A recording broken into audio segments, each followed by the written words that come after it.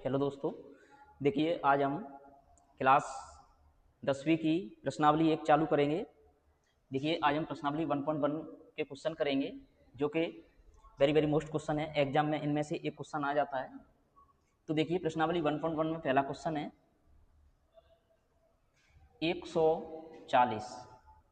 तो देखिए हमें 140 के अभाज्य गुणनखंड ज्ञात करने हैं। तो देखिए हम किस प्रकार 140 के अभाज्य गुणनखंड ज्ञात करेंगे। हल सबसे पहले 140 के गुणनखंड निकालेंगे हम। देखिए ये 2 से कटेगी, 2 7 14, 0 की 0, द्वितीया 6, एक बची, दो पंजे 10, दो एकम 2, एक बची, 2 7 14, ये 2 से नहीं कटेगी तो हम इसको कितने से काटेंगे, 3 से भी नहीं कटेगी तो ये 5 से कटेगी। अब 5 सत्ते 35। अब देखिए 7 7 से कटेगी, 7 एकम 7। तो देखिए ये 140 के अभाज्य गुणनखंड कौन कौन से आ गए। 140 बराबर 2 गुणा 2 गुणा 5 गुणा 7। तो देखिए 140 के अभाज्य गुणनखंड आ गए 2 इंटू 2 इंटू 5 इंटू 7। तो देखिए इसको नीचे लिखेंगे, दो दो के अंक 2 बार हैं तो 2 की घात 2, 5 का अंक 1 बार है तो 5, 7 का अंक 1 बार है तो 7। यही अपना आंसर होगा। इसके बाद क्वेश्चन नंबर दूसरा देखिए। क्वेश्चन नंबर दूसरा दिया है अपन को 156। दूसरे नंबर पे 156 के अभाज्य गुणनखंड ज्ञात करने हैं। तो देखिए इसको किस प्रकार करेंगे। हल 156, सबसे पहले हम 156 के अभाज्य गुणनखंड निकालेंगे। देखिए ये 2 से कटेगी, 2 7 14, एक बची, 2 अट्ठे 16। इसके बाद देखिए द्वितीया 6, एक बची, 2 नम्मा 18। इसके बाद ये 3 से, 3 एकम 3, 3 त्रिक्का 9। इसके बाद 13, 13 से ही कटती है। तो 156 के अभाज्य गुणनखंड निकालने हैं। तो देखिए 156 बराबर 2 इंटू 2 इंटू 3 इंटू 13। तो देखिए इसमें भी ये देखिए दो दो के अंक कितनी बार आए हैं, 2 बार, तो 2 की घात 2 इंटू 3 इंटू 13। ये 156 के अभाज्य गुणनखंड आ चुके हैं। यही हमारा आंसर होगा। इसी प्रकार क्वेश्चन नंबर 3 देखेंगे हम। देखिए क्वेश्चन नंबर 3 दिया है हमको 38 25। क्वेश्चन नंबर 3 में दिया है हमको 38 25। तो देखिए हमको 38 25 के अभाज्य गुणनखंड निकालने हैं। तो वही प्रोसेस सेम रहेगी इसमें भी। 3825 के हम अभाज्य गुणनखंड करेंगे। तो देखिए 3825 कितने से कटेगी। 3825 2 से नहीं कटेगी क्योंकि पीछे 2 से संख्या जब भी कटती है जब पीछे 2 4 6 8 का अंक हो। तो देखिए 3 से चेक करते हैं, ये 3 से कटेगी क्या, 3 एकन 3, 3 दूनी 6, यहाँ 2 बची, 22 हो गई है, 3 सत्ते 21, 3 पंजे 15। पुनः इसको एक बार और 3 से काट के देखते हैं। देखिए 3 चौक 12, 3 दूनी 6, 3 पंजे 15। इसके बाद ये 425 आ गई। 3 से चेक करो एक बार, 3 से कट रही है क्या, 3 एकन 3, एक बची, 3 चौक 12, 5, 3 से नहीं कटेगी तो हम इसको 5 से काटेंगे।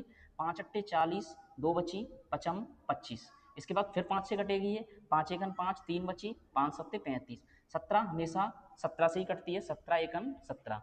तो देखिए 38 25 के अभाज्य गुणनखंड क्या क्या आए हैं। 38 25, तो देखिए 3 इंटू 3 इंटू 5 इंटू 5 इंटू 17।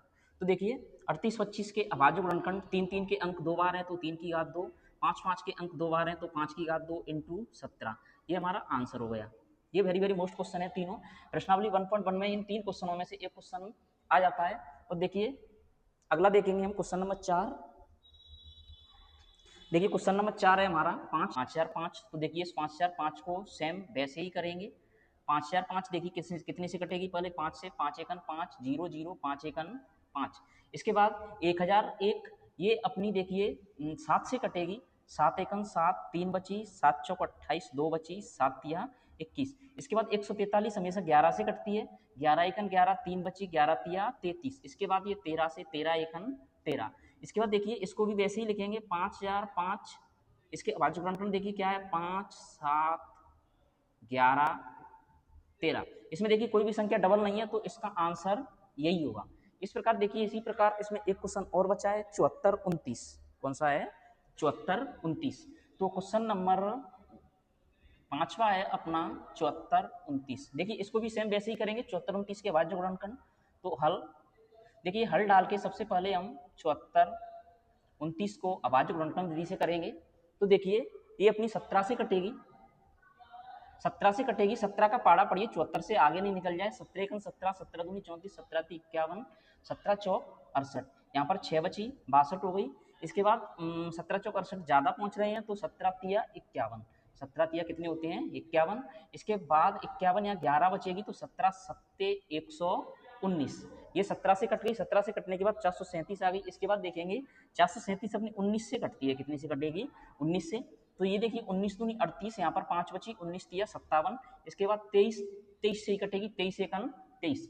इसके बाद सेम इसको भी ऐसे ही लिख देंगे 74 29 बराबर, देखिए इसके भाज्य गुणनखंड 17 इंटू 19 इंटू 23, ये इसका आंसर हो जाएगा। तो हमने ये प्रश्नावली 1.1 के 5 क्वेश्चन कर लिए। देखिए प्रश्नावली 1.1 का अगला क्वेश्चन पढ़ेंगे हम। HCF 306,657 बराबर 9 दिया है। LCM 306,657 ज्ञात करना है, मतलब हमको दो संख्याएं दी हैं। तो देखिए हम इसको हल करेंगे।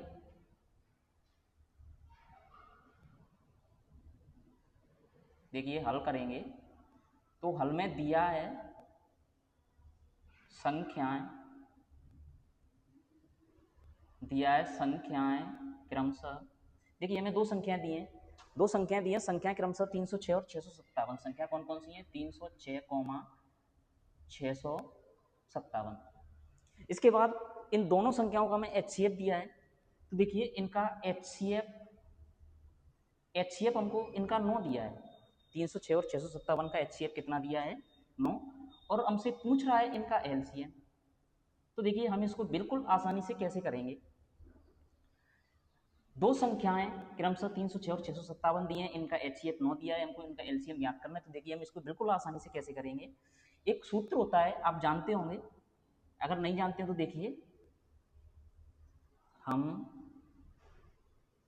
जानते हैं दो संख्याओं का गुणनफल बराबर LCM इंटू HCF। एक फॉर्मूला होता है, दो संख्याओं का गुणनफल, यानी XYZ कोई भी दो संख्या लीजिए, उनका गुणनफल कीजिए और उन दोनों संख्याओं का LCM निकालिए और HCF निकालिए। LCM और HCF दोनों का गुणनफल कीजिए, वो हमेशा उन दोनों संख्याओं के गुणनफल के बराबर आएगा। इसमें आपको क्वेश्चन किसी भी प्रकार से दे सकता है, दो संख्याओं में से एक संख्या देगा, उनका LCM देगा, HCF देगा, कोई दूसरी संख्या पूछेगा, या दो संख्या देगा, उनमें एक LCM दे देगा, HCF पूछेगा, अगर HCF देगा तो LCM पूछेगा। तो देखिए हम इसको कैसे करेंगे, दो संख्याओं को गुणनफल, दो संख्या क्या दी है हमको 306,657। इसके बाद देखिए उनका LCM कितना दिया है, LCM ज्ञात करना है हमें, और देखिए उनका HCF कितना दिया है 9। तो अगर हम LCM निकालेंगे तो गुणा की संख्या हमेशा भाग में चली जाती है, तो 306 इंटू 657, ये गुणा की संख्या 9 है, 9 कहाँ जाएगी नीचे बराबर LCM।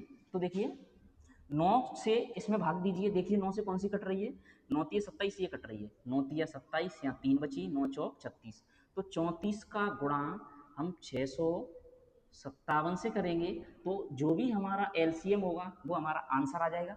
तो देखिए हम 34 का गुणा 657 से करेंगे, 657 से गुणा करेंगे हम 34 का, तो देखिए 4 सत्ते 28 की 8 हासिल की 2, 4 पंजा 20, 20 तो 22, 22 की 2, 2 हासिल की, 4 छक्के 24, 25 26। इसी प्रकार 3 सत्ते 21 की 1, 2 हासिल की, 5 15, 15 2 17, 17 की 7, 1 हासिल की, तिछंक 18, 1 19। तो देखिए 8 की 8, 2 1 3, 6 6 12, 1 13 की 3, 1 हासिल की, 9 10 11, 11 1 12 की 2, 1 हासिल की, 1 1 2। तो हमारा आंसर आ गया 22,338। तो 22,338 बराबर LCM, या करके लिख देंगे हम LCM बराबर 22,338, ये हमारा आंसर होगा। इस प्रकार आप इसे कर सकते हैं।